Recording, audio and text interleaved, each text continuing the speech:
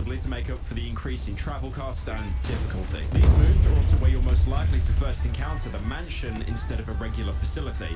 It can theoretically appear on any moon, but it's the default interior on Rend and Dine. The mansion's rooms tend to be much bigger than the industrial catwalks that you're used to now, furnished with bookcases, TV screens, and even fireplaces. And yes, you can steal the lamps. Money! They're also guaranteed to have a huge 2-floor entry room, which serves as the main room for the entire structure. Exploring the mansion feels much more eerie than the regular facility, probably because while the industrial field was more disconnected, meaning encountering monsters there was more easy to rationalize, here the mansion looks like an actual living space that had to be abandoned by its occupants. You can also draw similarities from the main entrance room here and in Resident Evil 1, another game featuring a mansion taken over by monsters, probably an inspiration for Zika's, which again made the Dead Seater game that I mentioned earlier. The mansion's different layout of the facility also changes the exploration loop, as the much more open spaces will show you enemies way earlier. But that being said, they can also spot you more easily.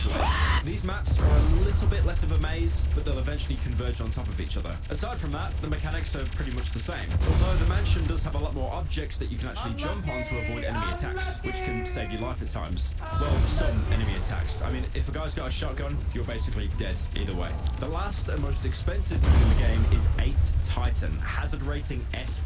Now this costs 700 to travel, but this is easily the most distinct moon in the game. The actual environment is similar to other expert moons, having a frozen landscape with a snowstorm, but the main difference is that the facility's entrance is right next to the landing site, just up about 20 flights of stairs. Even the fire exit is only really a few meters away from the main door, meaning this is probably the best moon to speedrun, also having the highest average scrap value in the game at around 1600. The trade-off, apart from the insane price, are the nighttime creatures, since they will almost always spawn right next to your ship, as the actual map is really small, and enemies can also climb staircases, only being stopped by the ladder right at the top. Meaning, you'll probably spend loads of time getting scrap, avoiding monsters, and then you'll go outside, and then enter a staring contest with 2 dogs and a forest keeper. I'm dead. I'm dead!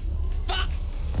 That being said, if you even make it outside, because Titan has easily the most dangerous interior in any moon in the game, with even the terminal placing basically all of its important